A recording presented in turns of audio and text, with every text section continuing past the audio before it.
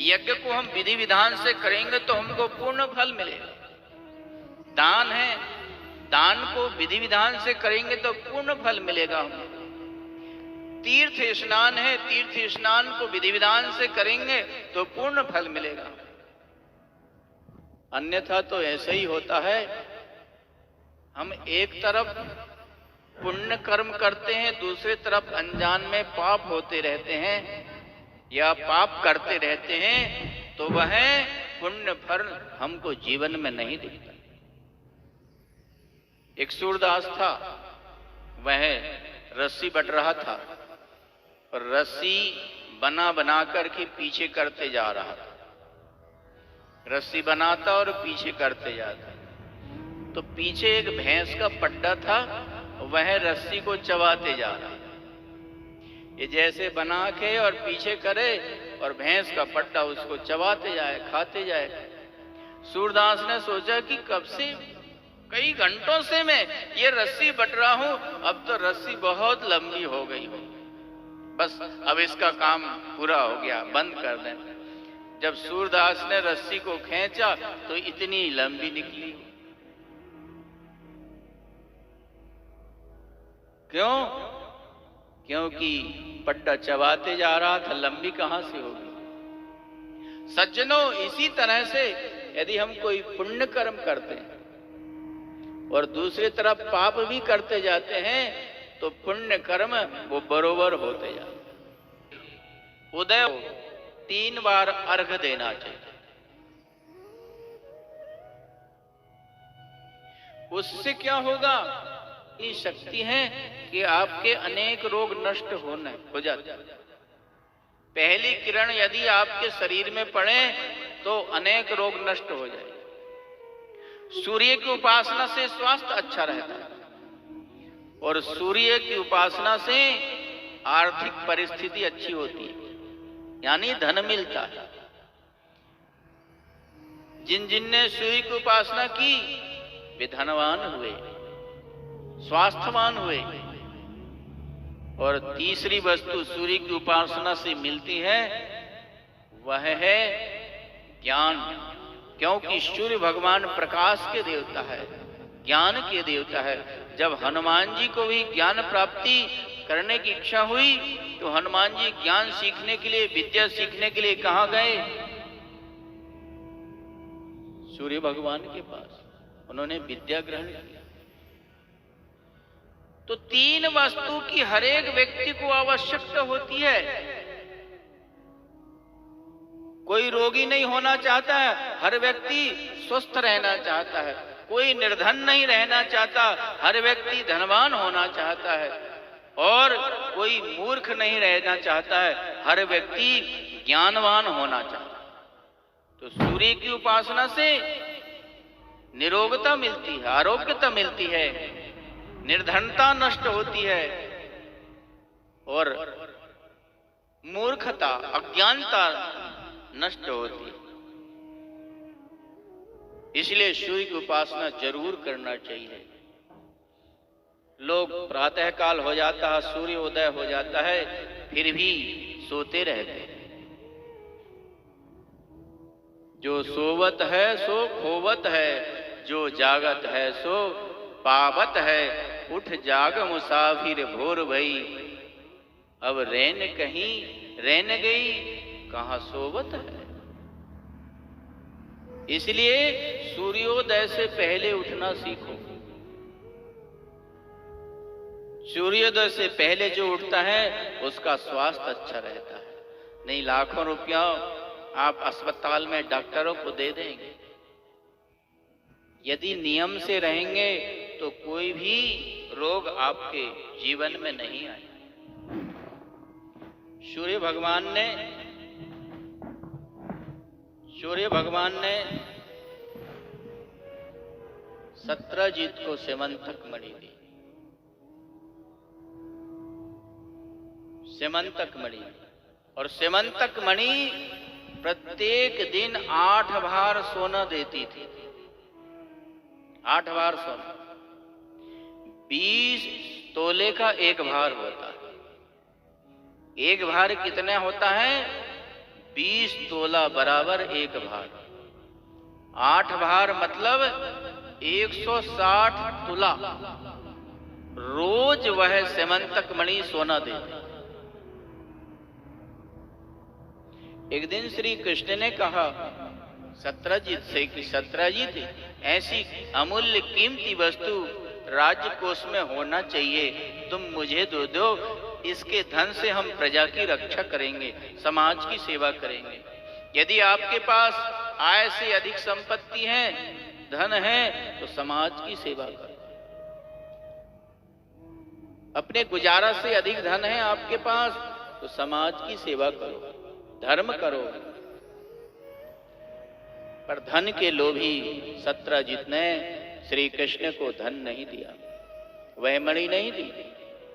एक दिन सेमंतक मणि को गले में बांधकर उसका भाई प्रसेनजित वन में शिकार खेलने के लिए घोड़े पर चढ़कर चला गया। अब आप बताइए, कोई कीमती चीज होती तो हम उसको छुपा कर रखते हैं कि छुपा कर रखते हैं? तो इसको गले में बांध कर जाने की क्या जरूरत थी? कुछ लोगों की आदत होती है दिखाने की, बोल राधे राधे। थोड़ा कुछ पहनने ओढ़ने को मिल जाए, सोने चांदी का आइटम मिल जाए तो पहन करके 10 जगह मटकेंगे, घूमेंगे कि देखो भैया हमने ये पहना, अंगूठी पहनी, ये हार पहना, ये साड़ी पहनी। एक आदमी ने बड़े मुश्किल से सोने की अंगूठी बनवाया और सब्जी खरीदने के लिए गया। अंगूठी दिखा दिखा कर दुकानदार को कहा, भैया ये टमाटर क्या भाव है, आलू क्या भाव है, मिर्ची क्या भाव है, अदरक क्या भाव है, धनिया क्या भाव है। दुकानदार समझ गया कि मुझे अंगूठी दिखा रहा। उसने भी सोने का बाजूबंद बनवा रखा था, कपड़े से ढका था, और उसने कपड़ा हटाया, बाजूबंद को दिखाते हुए जैसे ही उसने कहा आलू क्या भाव है, टमाटर क्या भाव है, मिर्ची क्या भाव है, अदरक क्या भाव है, तो इसने भी कहा कि आलू ये भाव है, अदरक ये भाव है, टमाटर ये भाव है, मिर्ची ये भाव है। तू दिखा रहा तो मैं भी दिखाऊं। कुछ लोगों को दिखाने की बहुत आदत होती है। तो प्रसेनजित चला गया, प्रसेन को सिंह ने मार दिया घोड़े के सहित और मणि छीन ली। जामवंत जी आए, जामवंत जी ने सिंह को मारकर मणि ले ली और अपने गुफा में चले गए। इधर सत्यजित ने कहा कि शायद कृष्ण ने ही कलंक लगता। कलंक क्यों लगता है? गणेश जी का जन्म हुआ, सारे देवता आए, चंद्रमा भी आए। चंद्रमा में गणेश के स्वरूप को देखकर परिहास किया,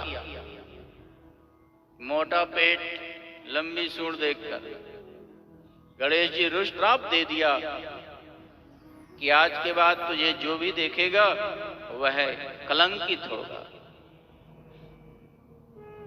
देवताओं में हाहाकार मच गया कि यदि चंद्र नहीं निकलेंगे तो क्या होगा।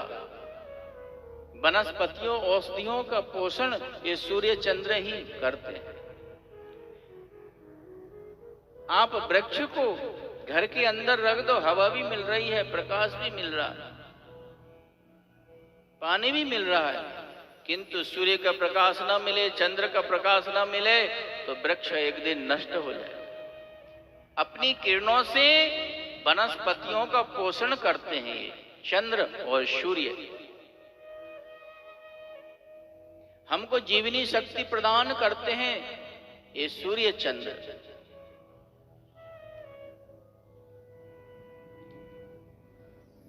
देवताओं ने गणेश से प्रार्थना की, गणेश जी प्रसन्न हो गए और गणेश जी ने कहा कि हर दिन के नहीं, आज के दिन जो चंद्र को देखेगा उसको मिथ्या कलंक लगे। मिथ्या कलंक। तो चौथ के चंद्र को नहीं देखना चाहिए, भादों के शुक्ल पक्ष के जो चौथ के चंद्र हैं उनको नहीं देखना चाहिए। गोस्वामी तुलसीदास जी ने लिखा है,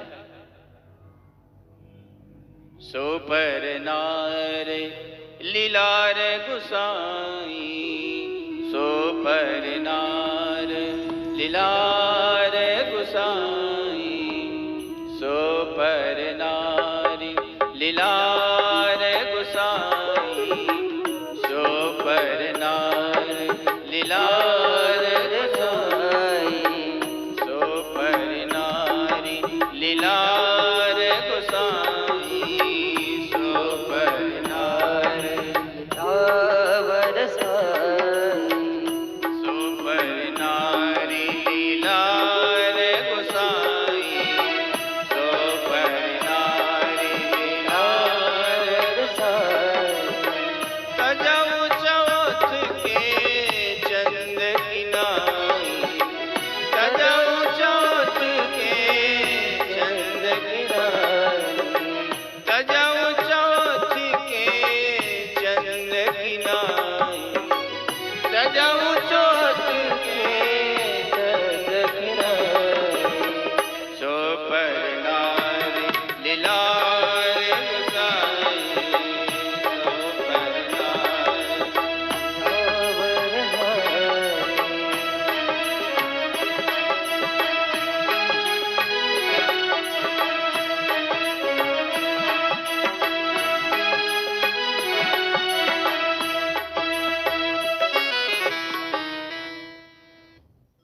चौथ के चंद्र को नहीं देखना चाहिए। श्री कृष्ण को भी मिथ्या कलंक लग गया देखने से, और कलंक किसी ने देख लिया तो सिमंतक मणि की कथा श्रवण करने से कलंक दूर हो जाता है। श्री कृष्ण द्वारका वासियों को लेकर के वन में गए, देखा प्रसेन मरा पड़ा घोड़ा के से, आगे गए तो सिंह मरा, आगे गए तो जामवंत की गुफा में भगवान श्री कृष्ण प्रविष्ट हुए, और प्रविष्ट हुए मणि को उन्होंने छीनना चाहा, मणि को छीनना चाहा तो उस बालिका ने रुदन किया। जाम्बवंत जी आए और जाम्बवंत जी के साथ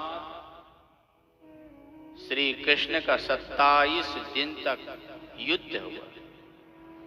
ये जाम्बवंत जी, ये वही जाम्बवंत जी हैं राम अवतार में जिन्होंने सेवा की। फिर युद्ध क्यों किया श्री कृष्ण से? इसीलिए कि जब श्री राम रावण का वध करके आए, अयोध्या में कहा जिस भक्ति की जो इच्छा हो वह मुझसे मांग लो, मैं उसे दूंगा। सबने अपनी अपनी इच्छा प्रकट की, पर जाम्बवंत जी उठे और हाथ जोड़कर राम जी से कहा कि प्रभु, मैंने लंका में बहुत युद्ध किया, पर मेरी जो भुजाओं की खुजार है मिटी नहीं। मेरी इच्छा है आपके साथ 2-2 हाथ हो जाए। राम जी हंसने लगे, मेरे साथ युद्ध करोगे लोग क्या कहेंगे? पर चिंता मत करो, तुमने वरदान मांगा है तो तुम्हारी इच्छा पूरी करेंगे, पर इस अवतार में नहीं, कृष्ण अवतार। तो वही आज 27 दिन तक श्री कृष्ण से युद्ध किया, और जब भगवान श्री कृष्ण ने एक मुक्का मारी तो उनकी हड्डी पसली ढीली हो गई। हाथ जोड़कर प्रार्थना करने लगे, भगवान क्षमा कर दो, आप तो साक्षात मेरे प्रभु श्री राम हैं, जिनकी क्रोध भरी दृष्टि से समुद्र खोलने लगा था। क्रोध किया, समुद्र खोलने लगा था, क्षमा कर दो। और भगवान श्री कृष्ण से उधर युद्ध चल रहा था। श्री कृष्ण की प्रार्थना कर रहे थे। श्री कृष्ण लौट कर नहीं आए। वसुदेव जी बहुत दुखित हैं। देवकी बहुत दुखित है, पुत्र लौट कर नहीं आया। अनिष्ट की आशंका हो गई। उसी समय नारद जी आए। नारद जी से पूछा। नारद जी ने कहा कि वसुदेव जी चिंता मत करो, चिंता मत करो, देवी की आराधना करो, श्रीमद् देवी भागवत की कथा सुनो। 9 दिन तक निश्चित रूप से देवी की कृपा से श्री कृष्ण की प्राप्ति हो जाएगी। जैसे ही नारद जी ने कहा कि देवी की आराधना करो, 9 दिन तक श्री कृष्ण की प्राप्ति हो जाएगी, वसुदेव जी को अपना पूर्व चरित्र याद आ गया। जब कंस के कारागृह में थे, कंस ने देवकी वसुदेव को जब कारागृह में बंद कर दिया था, तो 6 पुत्रों का वध कर दिया कंस ने वसुदेव जी के। तो वसुदेव जी ने गर्गाचार्य जी से प्रार्थना किया कि गुरुदेव ऐसी कृपा करो जो दीर्घजीवी पुत्र मुझे प्राप्त हो। तो गर्गाचार्य जी ने कहा कि वसुदेव तुम देवी की आराधना करो, देवी की कृपा से तुमको दीर्घायु वाला पुत्र मिलेगा। भगवान मैं कैसे देवी की आराधना करूं, कैसे तपस्या करूं, मेरी ओर से आप ही देवी की आराधना करो। तो गर्गाचार्य जी विंध्याचल पर्वत चले गए और वसुदेव को पुत्र मिले, दीर्घायु पुत्र मिले, इसलिए देवी की आराधना में लग गए।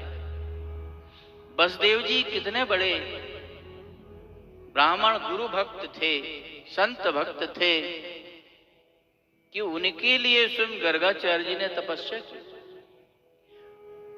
हम अपने लिए तप कर सकते हैं, अपने लिए पुण्य कर सकते हैं, पर दूसरे के लिए तपस्या करना बहुत कठिन है।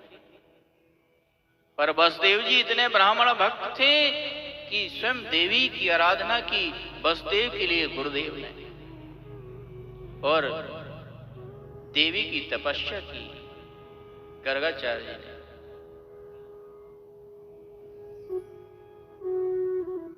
हे मां, आपसे क्या मांगू मैं? गर्गाचार्य जी ने प्रार्थना किया। आप तो अंतर्यामी हो, हे भगवती मेरी प्रार्थना सुनो।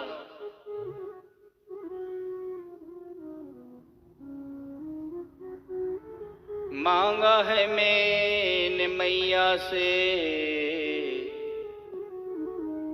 मांगा है मैंने मैया से, वरदान एक ही मांगा है मैंने मैया से, वरदान एक ही मांगा है मैंने मैया से, वरदान एक ही मांगा है मैंने मैया से, वरदान एक ही। तेरी कृपा बनी रहे जब तक है जिंदगी, तेरी कृपा बनी रहे जब तक है जिंदगी। मांगा है मैंने मैया से, वरदान एक ही मांगा है मैंने मैया से, वरदान एक ही। तेरी कृपा बनी रहे जब तक है जिंदगी, तेरी कृपा बनी रहे जब तक है जिंदगी, तेरी कृपा बनी रहे जब तक है जिंदगी।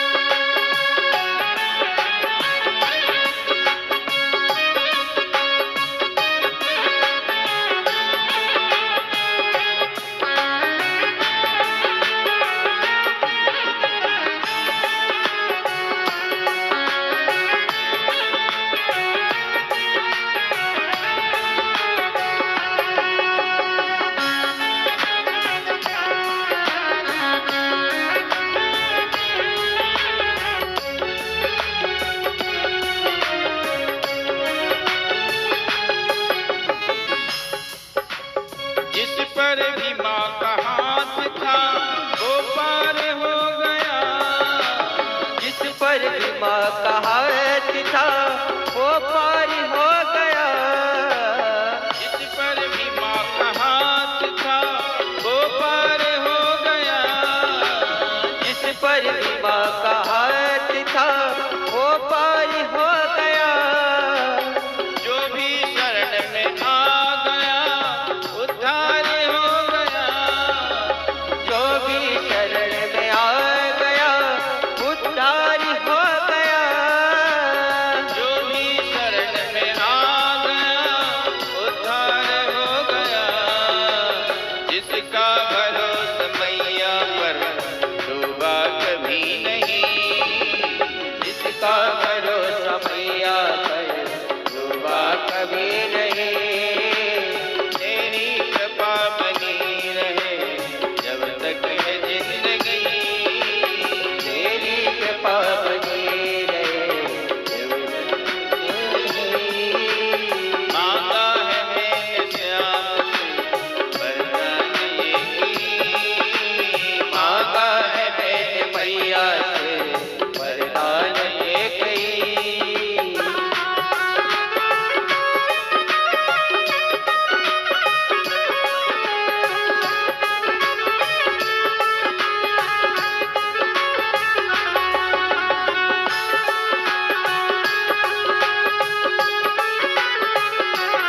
ताली बजा कर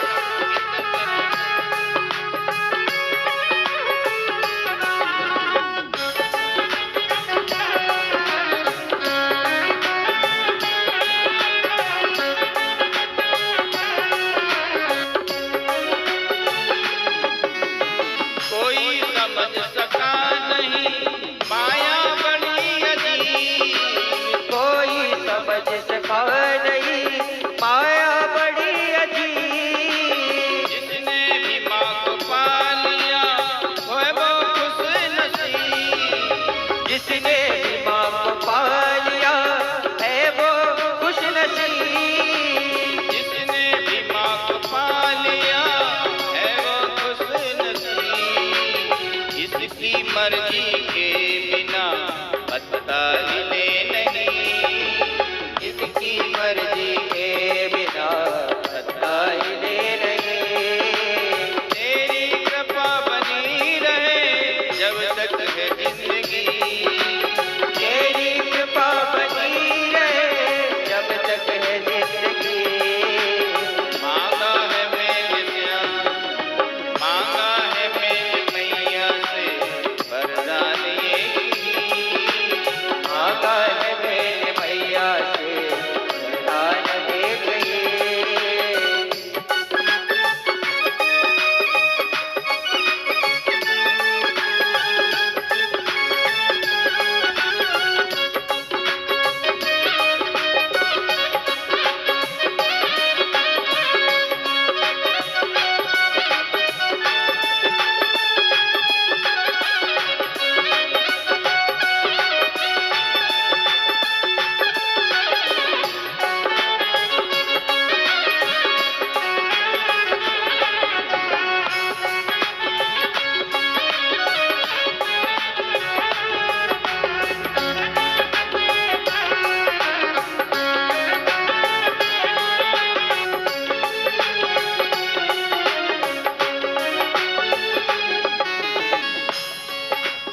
ऐसी दयालु मैया से रिश्ता बनाइए, ऐसी दयालु मैया से रिश्ता बनाइए।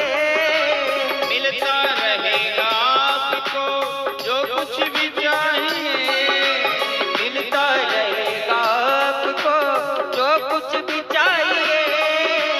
मिलता रहेगा आपको जो कुछ भी चाहिए। ऐसा करिश्मा होगा जो हुआ कभी नहीं, ऐसा करिश्मा होगा जो पहले हुआ नहीं। मांगा है मैंने मैया से वरदान ये की, मांगा है मैंने मैया से वरदान एक ही। मांगा है मैंने मैया से वरदान एक ही।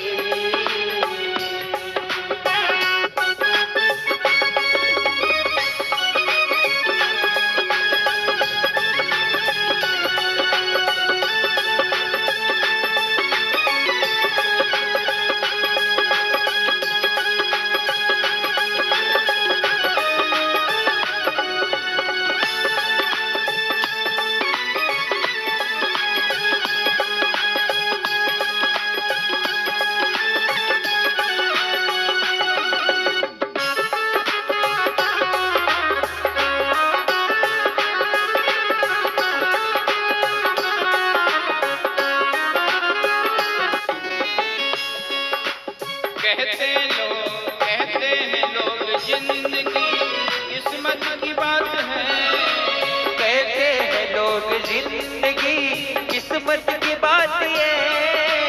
कहते हैं लोग जिंदगी किस्मत की बात है, कहते हैं लोग जिंदगी किस्मत की बात है।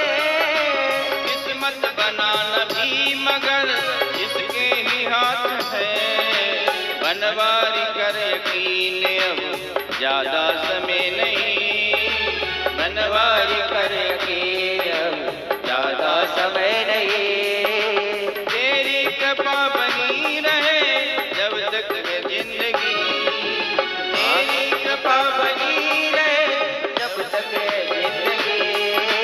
मांगा है मैंने मैया से वरदान ये की, मांगा है मैंने मैया से वरदान एक ही। मांगा है मैंने मैया से वरदान ये की, मांगा है मैंने मैया से वरदान एक ही। वरदान ये की, वरदान एक ही। वरदान ये की, वरदान एक ही। वरदान ये की। गर्गाचार्य जी ने तपस्या करके देवी से मांगा, देवी प्रकट हुई, प्रसन्न होकर परम ब्रूही वरदान मांगो ऋषिवर। मां मेरा यजमान बंधन में है, जेल में है, आपको पुकार नहीं सकता, तपस्या नहीं कर सकता है, उसके लिए मैं ही आपकी आराधना करने आया हूं। आप कृपा करके वसुदेव जी को दीर्घ जीवी पुत्र प्रदान करो।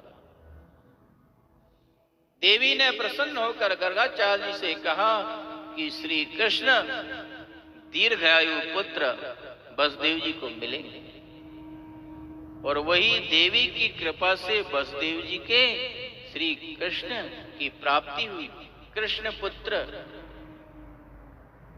हुआ। वसुदेव जी को याद आया कि देवी की कृपा से मुझे कृष्ण मिले हैं और वो दीर्घायु। नारद जी ने कहा वसुदेव जी 9 दिन तक तुम देवी भागवत की कथा श्रवण करो, खोए हुए श्री कृष्ण पुनः तुमको प्राप्त हो जाएगा। भगवान किससे सुनूं, आप ही मुझे सुना दीजिए, आप प्राप्त हो गए हैं। देखिए नारद जी भगवान के मन के अवतार, जैसा भगवान ने संकल्प किया वैसा नारद जी ने किया। देवकी वसुदेव श्री कृष्ण के लिए रुदन कर रहे थे, व्याकुल हो रहे थे, अचेत अवस्था में हो रहे थे, तो भगवान ने नारद को प्रेरित किया कि जाओ नारद। भगवान की प्रेरणा से ही भगवान के मन के अवतार है नारद। नारद जी आए और वसुदेव जी ने दिव्य सिंहासन पर बिठाकर वक्ता के रूप में नारद जी को वरण किया और 9 दिन तक देवी भागवत की कथा सुनी श्री कृष्ण की प्राप्ति के लिए। पूर्णाहुति हुई, कथा के बाद पूर्णाहुति हुई और ब्राह्मणों को भोजन कराया और ब्राह्मण लोग आशीर्वाद दे रहे थे। और उसी समय क्या हुआ? आशीर्वाचम प्रियुंजाना दिजायत समये हरिहि आजगाम क्षणे तस्मिन् पत्न्या सह मणिं दधत। जैसे ब्राह्मण लोग आशीर्वाद दे रहे थे, जो सदाचार से युक्त ब्राह्मण है, नित्य संध्या करने वाले ब्राह्मण हैं, अपने धर्म में रहने वाले ब्राह्मण हैं, उनका आशीर्वाद कभी निष्फल नहीं जाता। इसलिए घर में संत ब्राह्मणों को भोजन कराकर उनका आशीर्वाद लो। जिस घर में ब्राह्मणों के जूठन नहीं पड़ते हैं, जूठन नहीं गिरते हैं, जिस घर में संत और ब्राह्मणों के चरणोदक नहीं गिरते से आते हैं, वह दरिद्रता के रूप में आए, चाहे निर्धनता के रूप में आए, चाहे रोग के रूप में आए, चाहे टेंशन के रूप में आए, चाहे वियोग के रूप में आए, कोई बिछुड़ गया उसके लिए हम तड़प रहे हैं, ये भी पाप का ही परिणाम। कोई रोग हो गया शरीर में, उससे हम दुखित हैं, ये भी पाप से ही बलि देने लगे। तो राजा की उंगली की तरफ ध्यान गया, अरे ये तो खंडित बलि है, देवी इससे प्रसन्न नहीं होंगी, छोड़ दो इसे। राम नमः शिवाय। शंकराय कपर